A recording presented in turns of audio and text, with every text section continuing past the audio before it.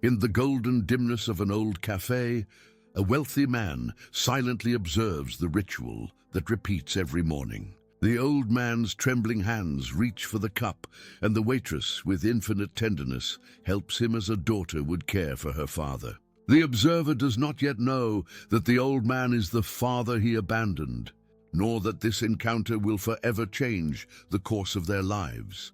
Before we dive into this story, leave your comment with a rating from 1 to 10 and tell us which city you're joining us from. May this moment bring reflection and emotion to your heart.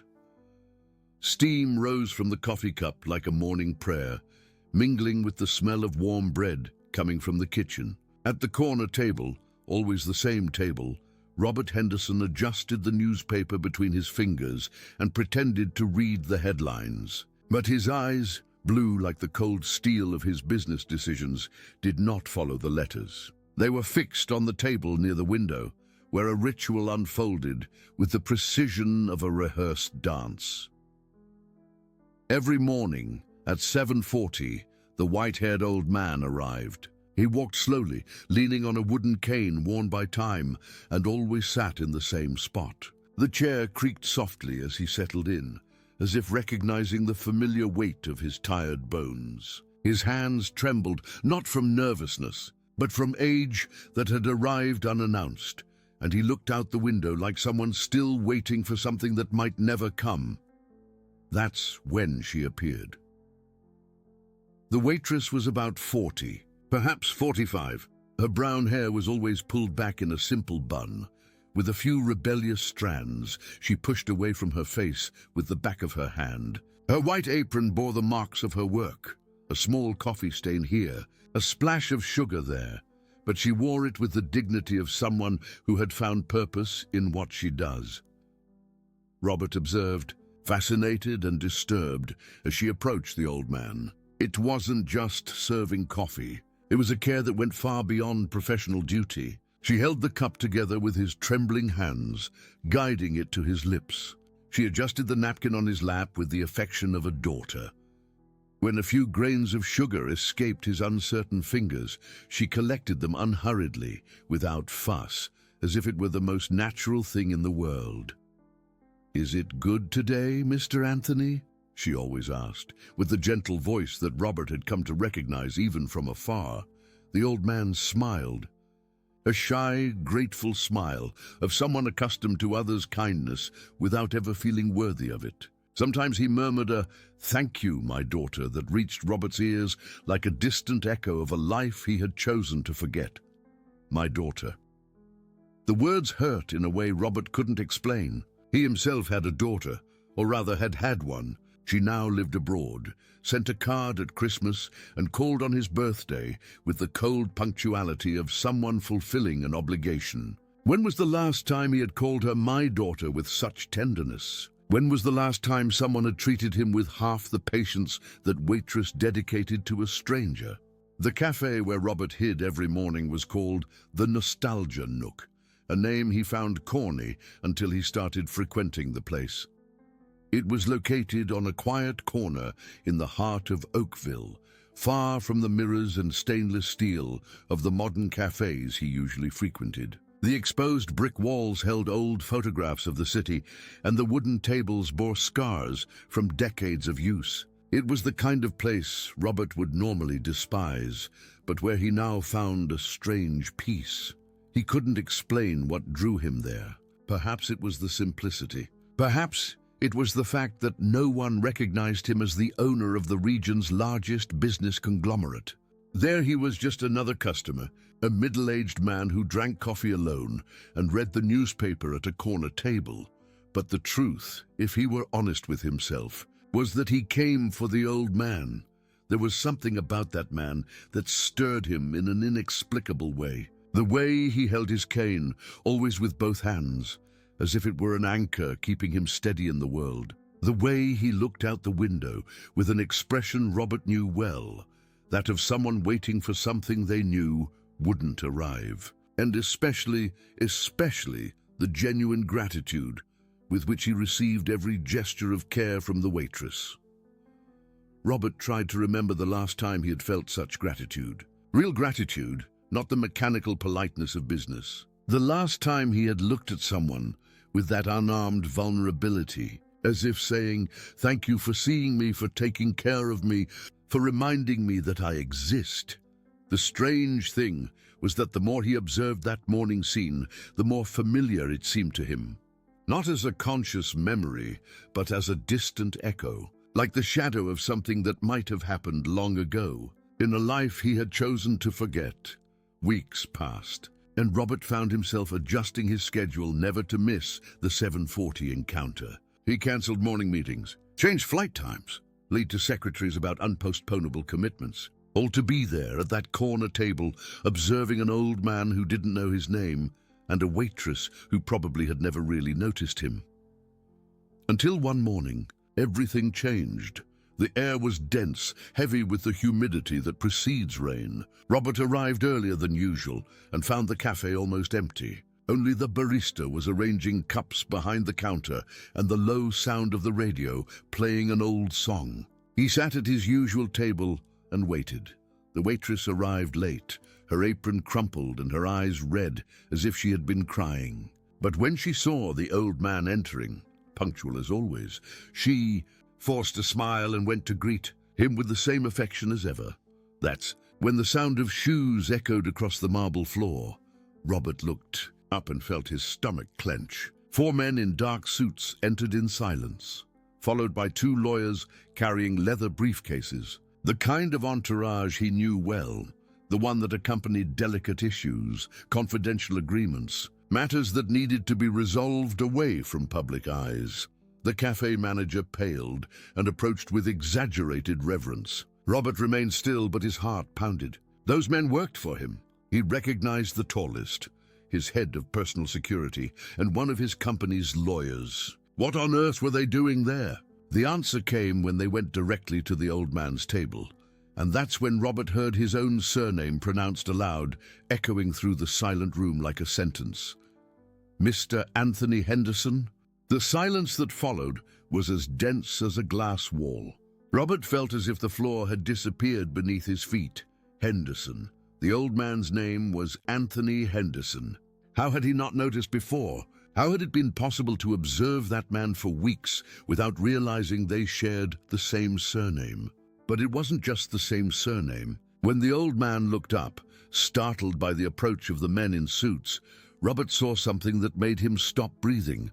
They were the same blue eyes he saw in the mirror every morning, the same curve of the eyebrows, the same way of tilting his head when confused. Anthony Henderson was not a stranger. He was his father.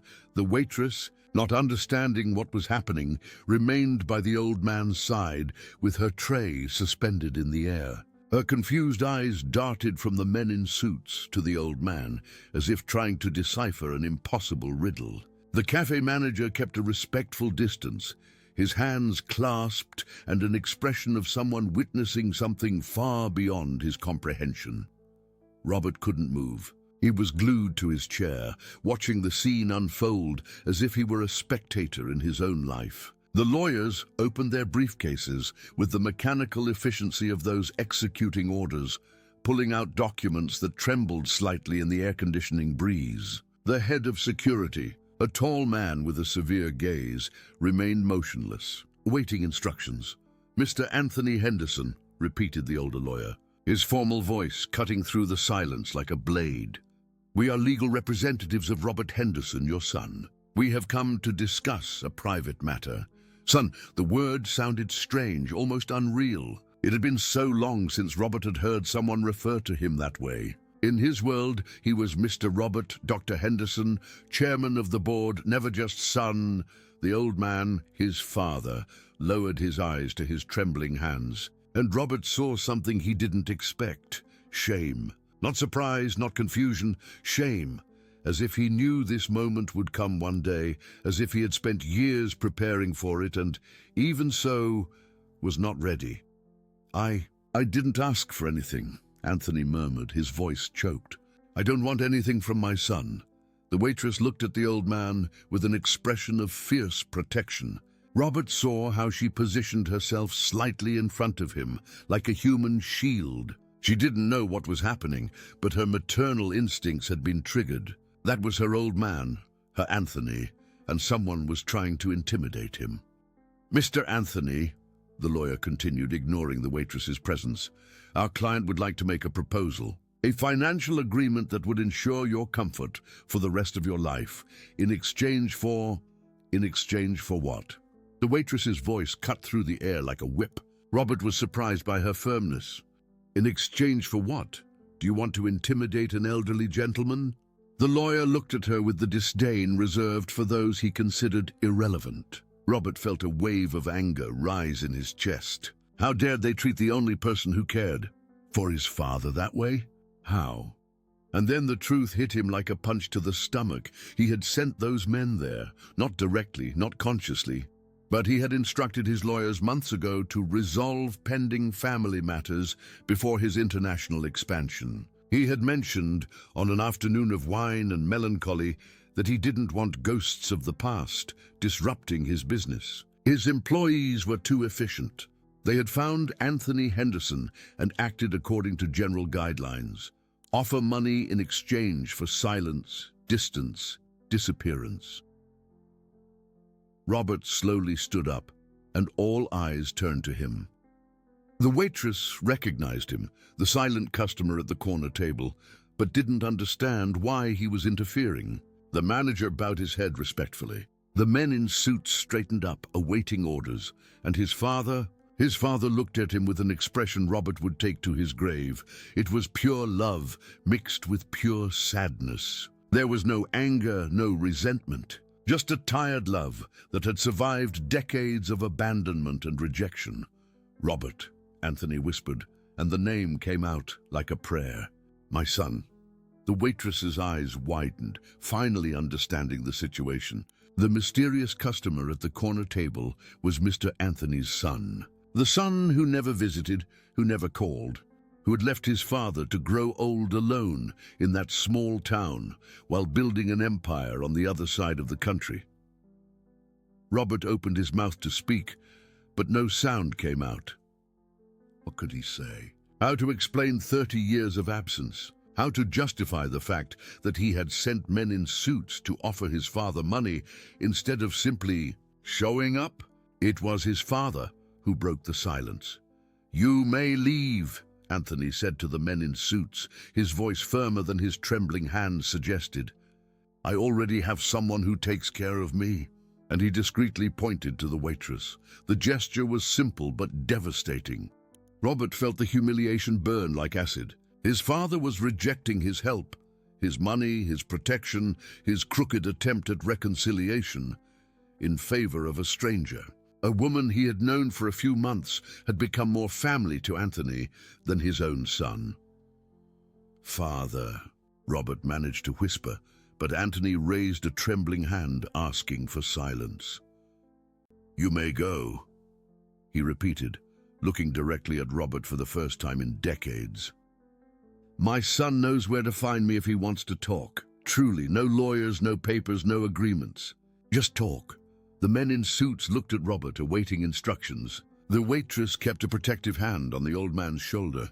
The cafe manager pretended to organize menus so as not to appear to be listening. The air conditioning hummed softly, the only sound in a scene that seemed suspended in time. Robert nodded, and the men withdrew in silence. The briefcases snapped shut with dry clicks. Their shoes echoed across the marble floor until they disappeared through the door, and then they were alone. Father, son, and the woman who had become the bridge between two worlds. Robert returned to his corner table and sat down heavily. His hands trembled, not from age, like his father's, but from emotion he didn't know how to control. 30 years. 30 years since he had heard that voice call his name. 30 years since he had looked into the eyes of the man who had given him life. The waitress served coffee to both of them in silence. She placed the cup in front of Robert carefully, as if understanding that he was too delicate to endure any sudden movement. For Anthony, she maintained the usual ritual.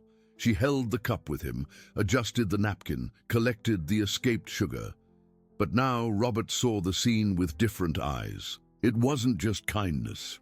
It was love. True, selfless love that asked for nothing in return. The kind of love he had offered his father decades ago and that his father had offered him. The kind of love Robert had forgotten how to give and receive.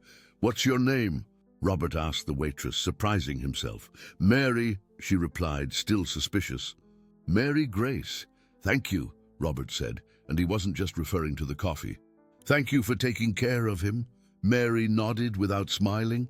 She was still processing the situation, trying to understand how a son could abandon such a good, kind father, so in need of companionship. Anthony drank his coffee slowly, with Mary's help. From time to time, he cast glances in Robert's direction, as if he couldn't believe he was really there, as if he feared that at any moment he would get up and disappear for another 30 years.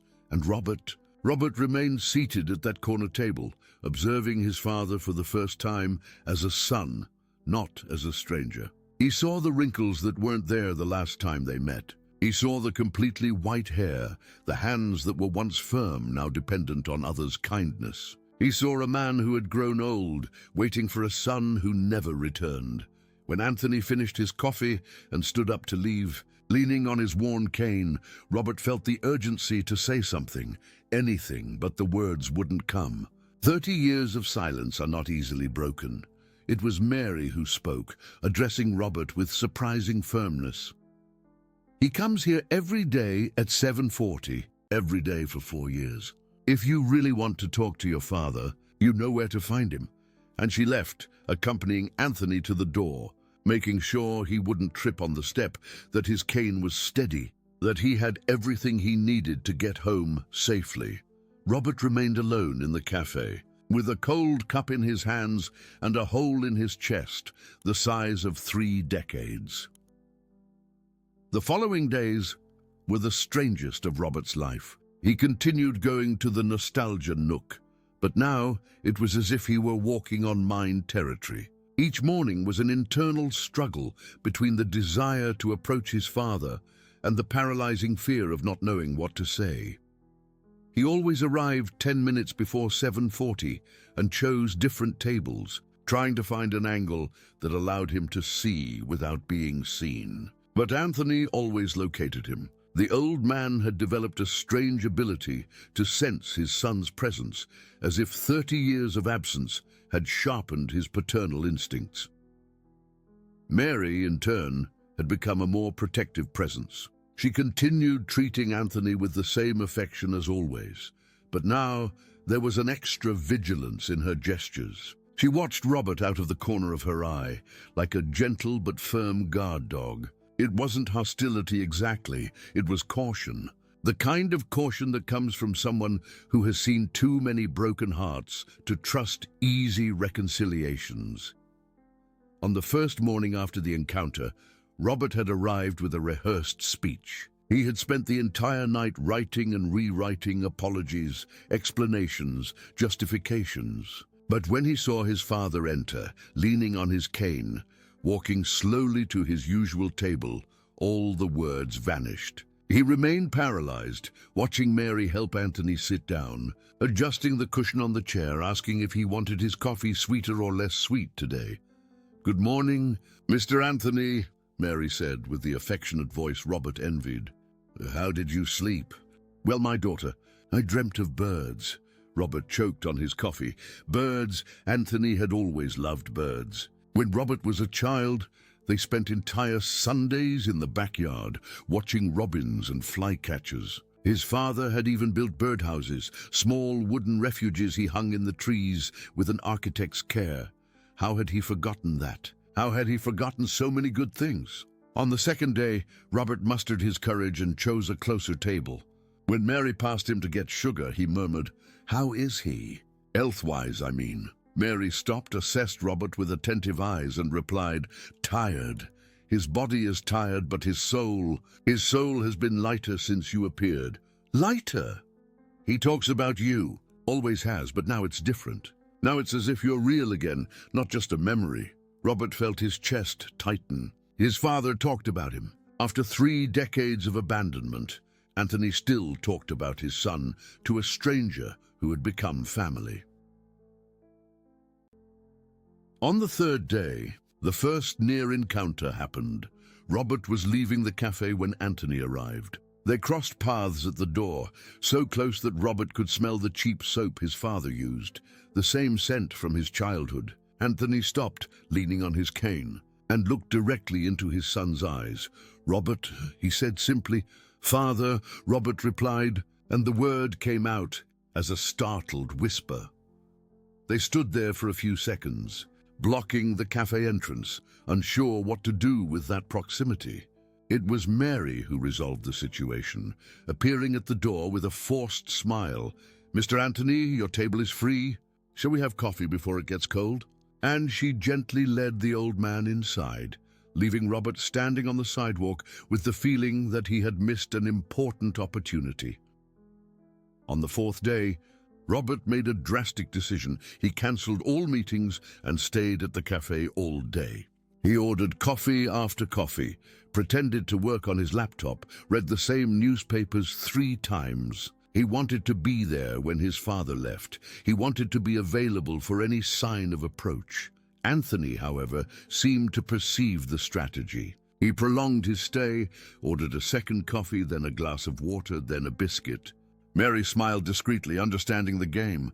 Father and son were performing a delicate dance, each waiting for the other to make the first move. When Anthony finally stood up to leave, Robert made a move to approach. But the old man nodded, a polite but distant greeting, and left leaning on his cane once, again leaving Robert with words caught in his throat. It was on the 5th day that Mary lost her patience. Robert was at his usual table, pretending to read a report, when she approached with a cup of coffee and set it down in front of him with more force than necessary. The clatter of porcelain against wood echoed through the silent cafe. "May I sit?" she asked, but was already pulling up a chair. Robert nodded, surprised. Mary had never sat with him before. "Listen," she said in a low but firm voice. "I don't know what happened between the two of you. It's none of my business. But I've been taking care of that man for 4 years, and I've never seen him so restless. He doesn't sleep well, stays awake at night thinking. I can only imagine about what." Robert lowered his eyes to the cup. The coffee was too hot, but he drank it anyway. He needed something to do with his hands. "I don't know what to say to him," Robert confessed. "I don't know where to start. How about starting with, 'Hi, Dad'?" Mary smiled for the first time since she had discovered who he was. It doesn't have to be complicated. He just wants to know that you're well, that you exist. And what if he doesn't forgive me? And what if he does?" The question hung in the air between them. Robert had never considered that possibility. He had spent 30 years living with guilt, with the certainty that he had hurt his father beyond forgiveness. The idea that Anthony could simply forgive was both wonderful and terrifying.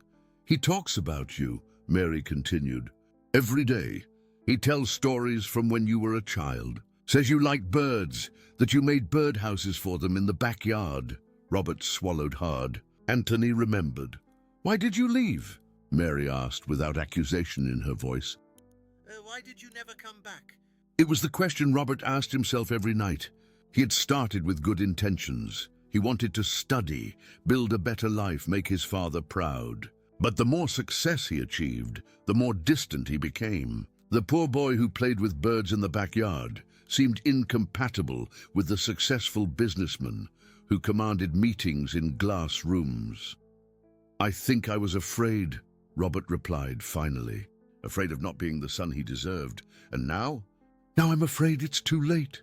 Mary was silent for a moment, observing Anthony at the window table.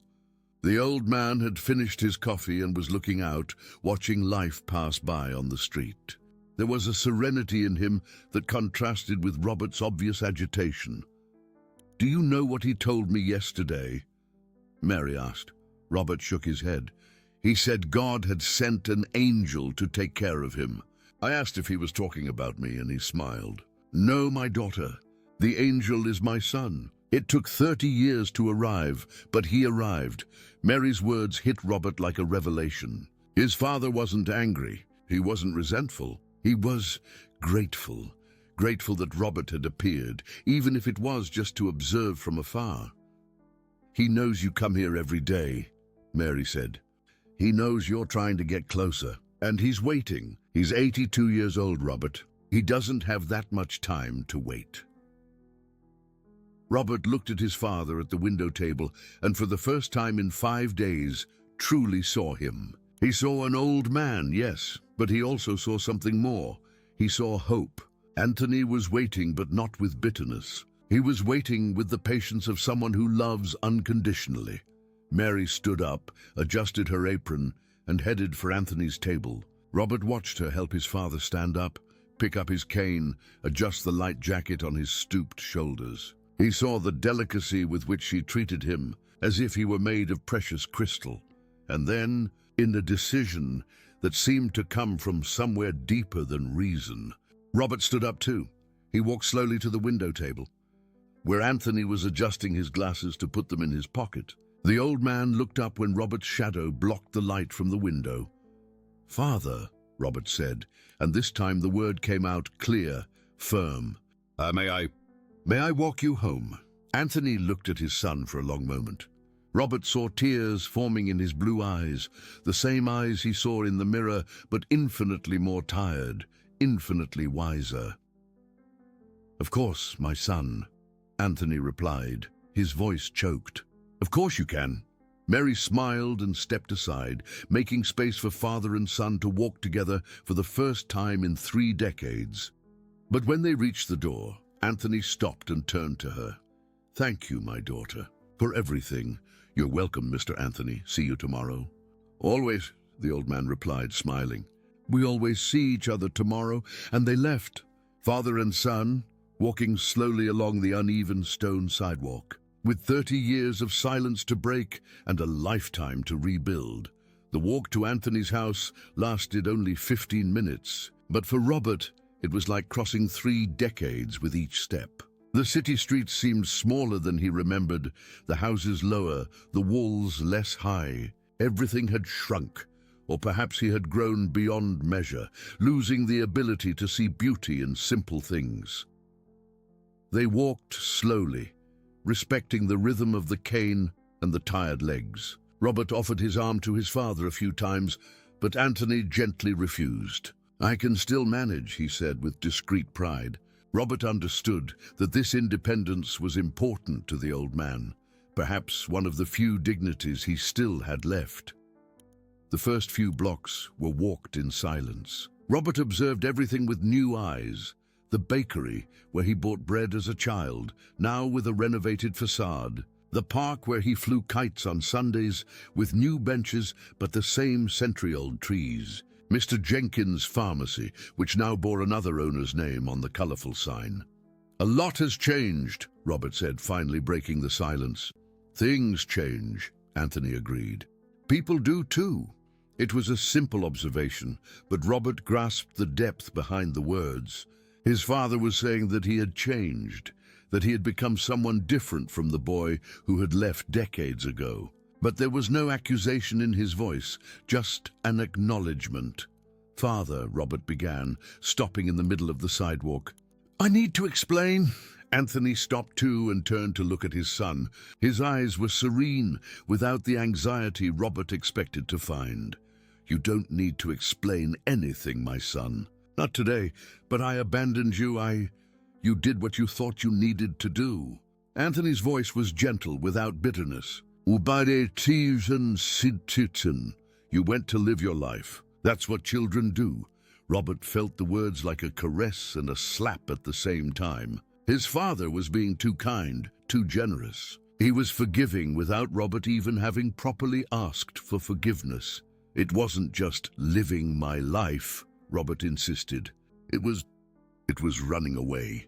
Running away from poverty, running away from limitations, running away from me? Anthony completed the sentence without resentment. Robert lowered his head, unable to deny it. This was the raw truth that had consumed him for years. He had fled from his father because Anthony represented everything he wanted to leave behind. The simple life, the small worries, the modest dreams. I was ashamed, Robert confessed finally. Ashamed of our home, of our life, of not having money to give you what you deserved. Anthony walked a few steps and sat on a park bench, gesturing for Robert to do the same. The bench was warm from the morning sun, and a light breeze rustled the leaves of the tree above their heads. "Do you know what I was proud of when you were a boy?" Anthony asked, looking at his hands resting on the cane. "The way you treated the birds. Remember the birdhouses we made?" Robert remembered. Of course he remembered. They were entire afternoons in the makeshift workshop in the backyard, cutting wood, nailing small planks, painting with old paint left over from neighbors' renovations. Anthony taught each step with infinite patience, and Robert absorbed every lesson as if it were the most important knowledge in the world. "You had a special care for injured birds," Anthony continued. "Remember the robin with the broken wing?" Robert remembered. He had found the bird fallen in the backyard during a storm. He cried upon seeing the helpless creature, begged his father to help it. They spent 2 weeks caring for the robin, feeding it with an eyedropper, making makeshift bandages. When the bird finally flew, Robert cried again, this time from joy. "That was my son," Anthony said, his voice choked. "A boy who cried for injured birds. That was the son I was proud of." The words hit Robert like a painful revelation. His father wasn't proud of the successful businessman, the rich man, the empire he had built. He was proud of the kind boy who saved birds. A boy Robert had buried somewhere during his journey to success. Does that boy still exist? Anthony asked, looking directly into his son's eyes. Robert didn't know how to answer. It had been so long since he had thought about little birds, about selfless kindness, about small gestures of care. His world had become a place of spreadsheets and meetings, of calculated decisions and strategic relationships. When was the last time he had truly cared about the suffering of another living being? "I don't know," Robert admitted. "I think he got lost along the way." "He didn't get lost," Anthony said with surprising certainty. "I saw him in the cafe. I saw him in the way you looked at me and Mary. That boy is still there. He just needs to remember how to fly." They continued their walk, in contemplative silence. Robert processed his father's words, trying to understand how Anthony could be so wise, so generous, after so many years of abandonment. How could he forgive without resentment, love without demanding anything? Anthony's house was on a quiet street, with small houses and well-tended gardens. It was the same house where Robert had grown up, but it seemed to have shrunk. The paint was peeling in some places, the gate creaked when Anthony opened it, and the garden plants needed pruning. Still, there was something welcoming about the place, a feeling of home that Robert hadn't felt in decades. "Do you want to come in?" Anthony asked hesitantly. Robert hesitated too. Entering that house would be diving fully into the past, confronting the memories he had spent 30 years trying to forget. But the expectation in his father's eyes was stronger than the fear. "I do," he replied. The interior of the house was a mix of nostalgia and melancholy. The furniture was the same as Robert's childhood, only more worn, more fragile. The armchair where Anthony watched television had discrete patches on the fabric. The kitchen table had marks from cups and plates accumulated over the years. Everything was clean and organized, but there was a sadness in the air, the sadness of a house where only one person lives. Robert noticed the photographs scattered around the living room. They were photos of him, from childhood to youth. Graduation photos, first jobs, newspaper clippings talking about his business achievements. Anthony had followed his life from afar, collecting pieces of information like precious treasures. "You followed me all these years," Robert said, moved. "A father always follows his son, even from a distance," Anthony replied, sitting in the old armchair, "even when the son doesn't want to be followed." On the kitchen wall, Robert found something that took his breath away, a photo of him at 8 years old, holding the healed robin with a radiant smile on his face. Anthony had framed the image and hung it in the most visible place in the house. "Why this photo?" Robert asked. "Because it's you, the real you," Anthony approached, leaning on his cane. "The man you've become is impressive, my son. I'm proud of your success. But the boy in that photo, that's who I love the most." Robert felt tears burn his eyes. He had spent so many years trying to impress the world, trying to become someone important. And now he discovered that the most important person in his life already loved him, exactly as he was at 8 years old. May I come back tomorrow?" Robert asked, his voice hesitant. "You can come back whenever you want," Anthony replied. "This has always been your home." Robert kissed his father's forehead, a gesture he hadn't made in 3 decades, and said goodbye. He walked back through the small streets of the city, but now they didn't seem smaller. They seemed the right size, the size they had always been. That night, alone in his luxurious apartment in Metropolis, Robert called his company and cancelled all meetings for the following week. Then he sat on the balcony and, for the first time in a long time, watched the birds that visited the building's trees. A robin landed on the ledge and sang a simple, pure melody. Robert smiled, a smile that came from somewhere deep and forgotten within him. The boy who saved birds was waking from a 30-year sleep, and for the first time in decades, Robert slept in peace. The following days brought a new routine for Robert. Every morning he arrived at the nostalgia nook a few minutes before 7:40, no longer to hide, but to accompany his father for morning coffee. Mary received them with genuine smiles, serving both cups with the same affection as always. But now there was a lightness in the air, as if an invisible tension had finally dissolved.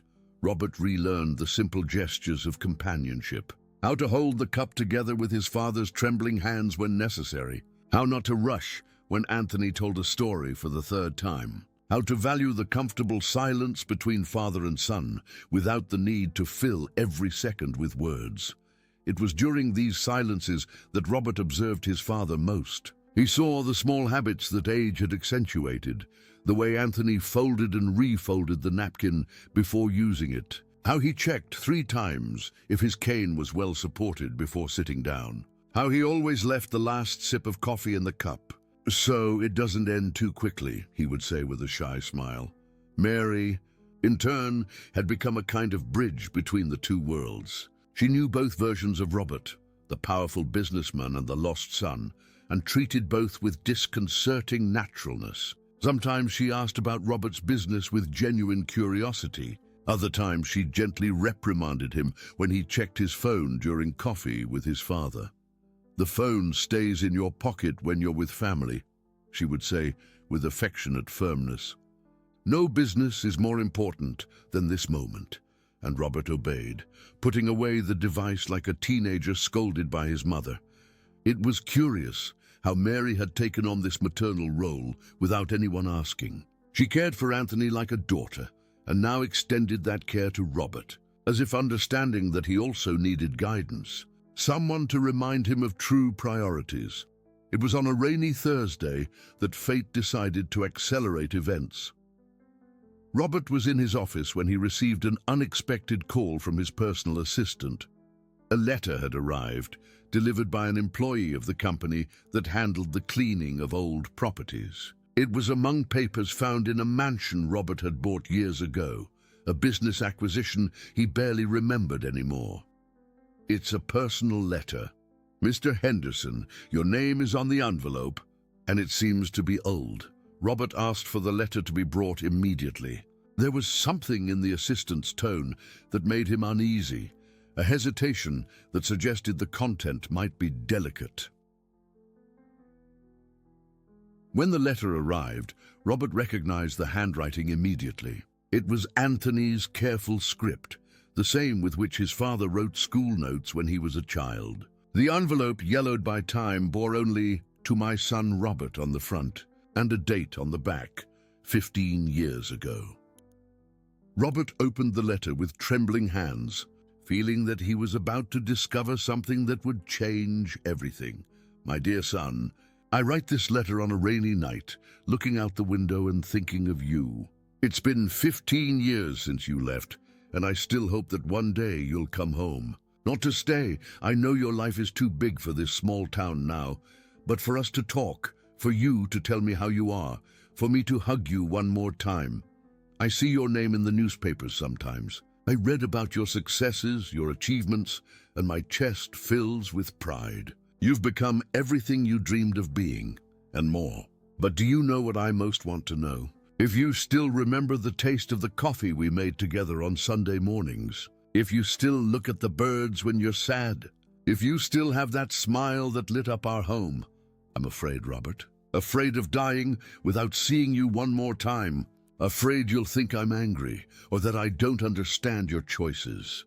I understand, my son. I always understood. You needed to fly like the birds we cared for in the backyard. And birds weren't born to be trapped in cages, even if they are cages made of love. But if one day you are lost, if one day you need to remember where you came from, know that this house is still your home. That this father is still your father. That the love I feel for you hasn't diminished one bit all these years. You don't need to answer this letter. You don't need to feel guilty. You just need to know that you are loved, unconditionally, forever. Your father who never stops rooting for you. Anthony. Robert read the letter 3 times before tears allowed him to stop. 15 years! The letter had been written 15 years ago, and he was only reading it now. 15 years that could have been different if he had known his father wasn't angry, that there was no judgment, just love and longing. He picked up the phone and cancelled all meetings for the day. He left the office without explanation to anyone, drove the 3 hours to his hometown without stopping once, with the letter folded in his shirt pocket, close to his heart. He arrived at the Nostalgia Nook at lunchtime. The cafe was full, and Mary was attending the tables with her usual efficiency. When she saw him enter, she immediately noticed that something was different. Robert's eyes were red, and he carried an urgency she had never seen before. "Where is he?" Robert asked without preamble. "At home, resting. He felt unwell this morning, nothing serious, but—" "Robert, what happened?" Robert showed her the letter. Mary read it quickly, and her eyes filled with tears too. 15 years, she murmured. "He wrote this 15 years ago, and I only read it today." Today, Mary, 15 years later. Mary understood the urgency. She took off her apron, asked a colleague to cover her shift, and accompanied Robert to Anthony's house. They found the old man sleeping in the armchair in the living room, with a book open on his lap, and his glasses slipped to the tip of his nose. He seemed too fragile, too small to contain all the love Robert had just discovered in the letter. Robert knelt beside the armchair and gently touched his father's hand. Anthony woke slowly, confused for a few seconds, then smiled upon seeing his son. "Robert, what are you doing here?" "It's not coffee time yet." "Father," Robert said, his voice choked, "I received your letter." Anthony was confused for a moment, then understood. His eyes widened, and he tried to sit up better in the armchair. "What letter, my son?" Robert took the yellowed envelope from his pocket. Anthony recognized his own handwriting and sighed deeply. "Ah, that letter. I wrote it so long ago. How did you find it?" Robert explained about the mansion, about the old papers, about the chance that had brought the letter to him. Anthony listened in silence, holding his son's hand. "I thought you would never read it," Anthony said finally. "It was stored with other old papers I sent to that house when I moved. I thought you might never, but I read it, Father. I read it now, and I need you to know I am so sorry. I'm so sorry for not having been here. I'm so sorry for taking so long to come back. I'm so sorry that you spent 15 years waiting for an answer I didn't know I needed to give."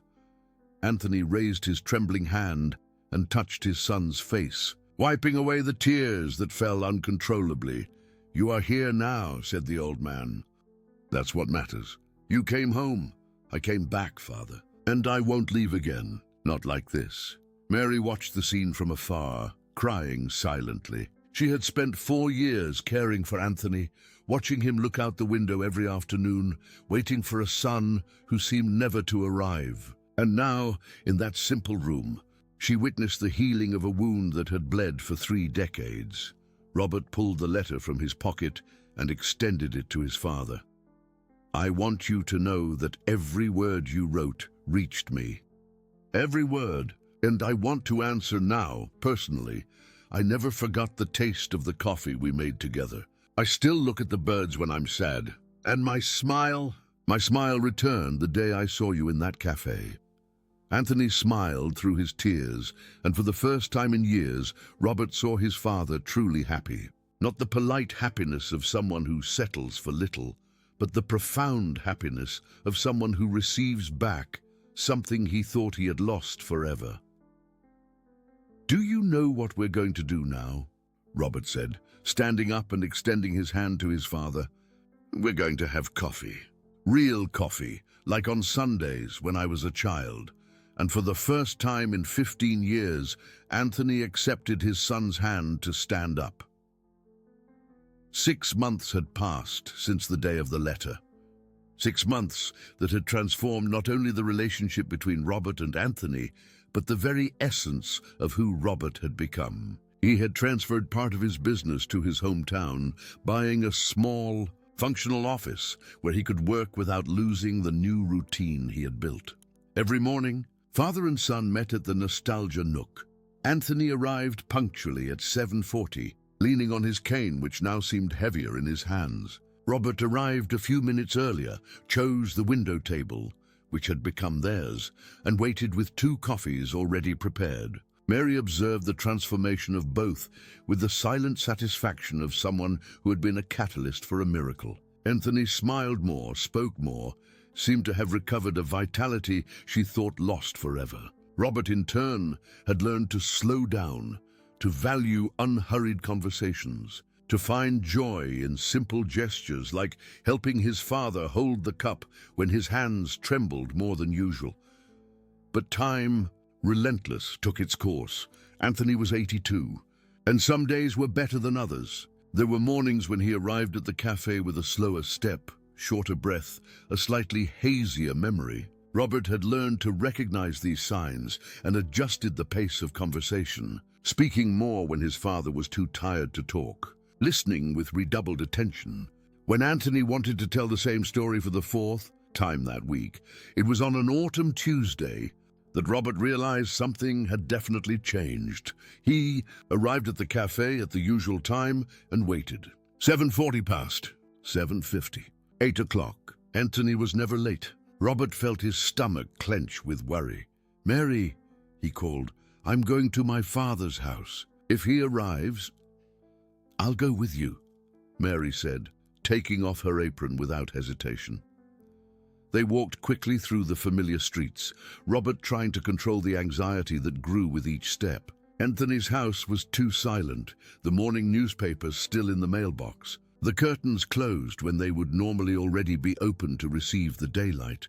Robert used the key his father had given him, a symbolic gesture that had meant a lot to both of them, and entered, calling, "Father?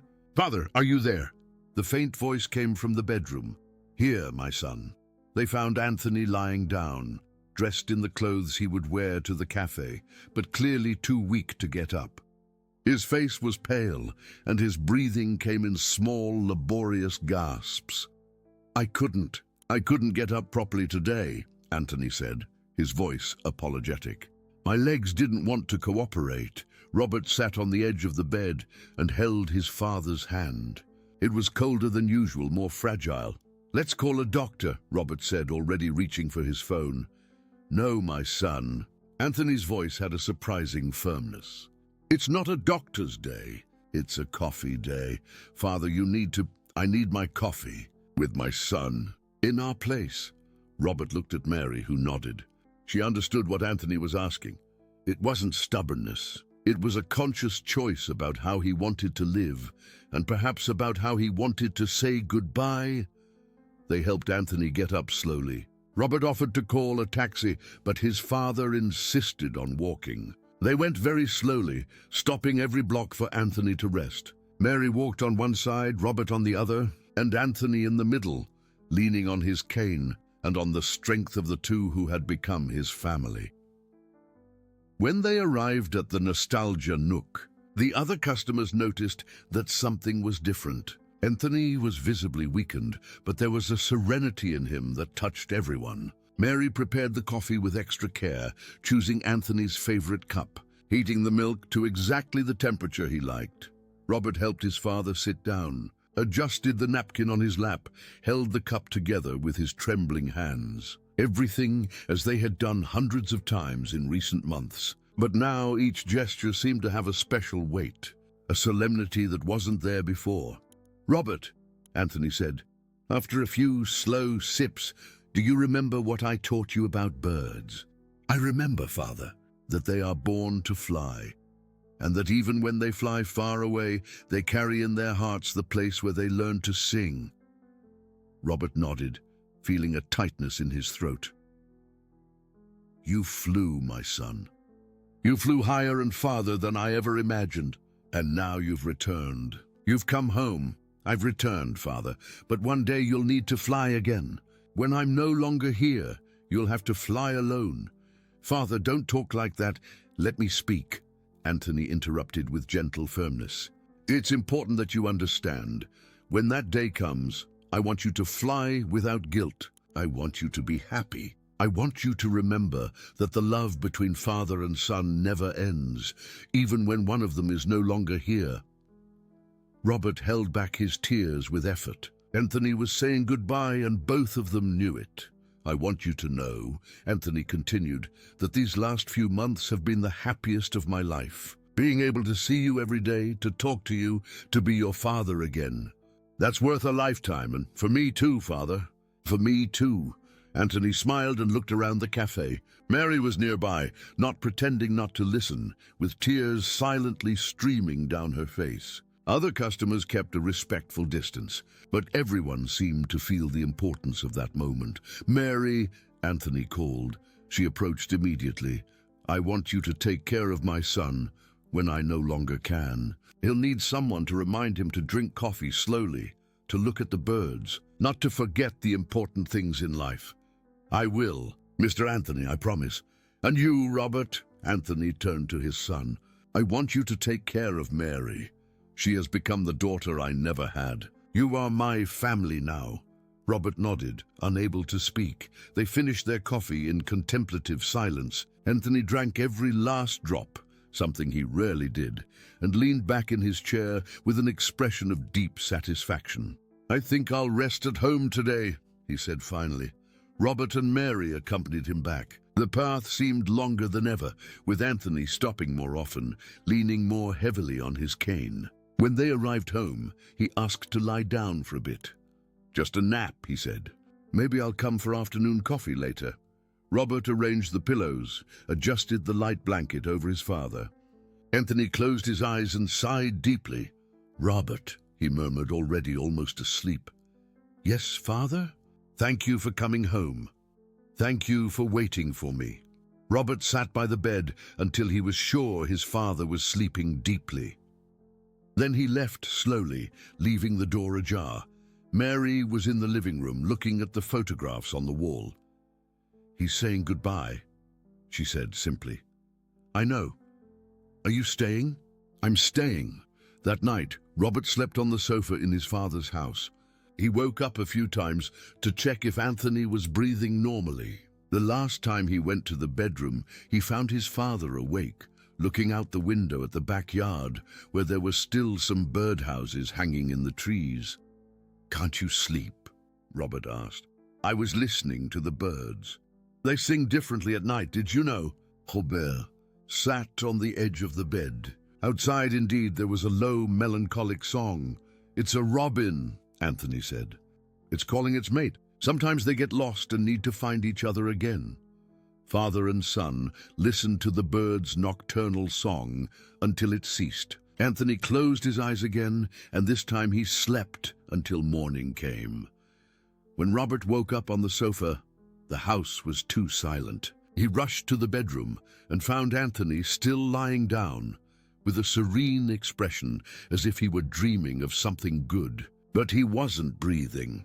Robert held his father's cold hand and cried all the tears he had held back for 30 years. He cried for the absence, for the presence, for the rediscovered love, and for the time he had lost. He cried because his father had passed away, but also because he had had the chance to say goodbye properly.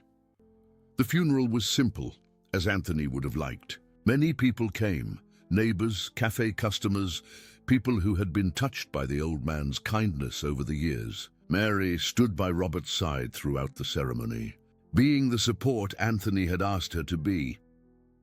After everyone had left, Robert returned alone to the nostalgia nook. He sat at the window table, the same one where he had rediscovered his father. Mary brought him a coffee and sat down opposite him. "What are you going to do now?" she asked. Robert looked out the window. Outside, a robin landed on the ledge and began to sing. It was a joyful song, different from the melancholic song of the previous night. "I'm going to fly," Robert said. "But now I know the way back home." Mary smiled through her tears. Robert drank the coffee slowly, savoring each sip, listening to the bird song, keeping in his heart everything he had learned about love, forgiveness, and the importance of small moments.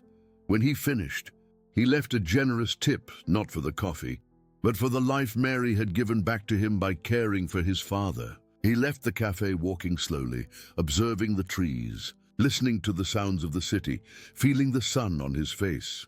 The boy who saved birds had finally learned to fly again. 2 years later, Robert transformed Anthony's house into a senior care center.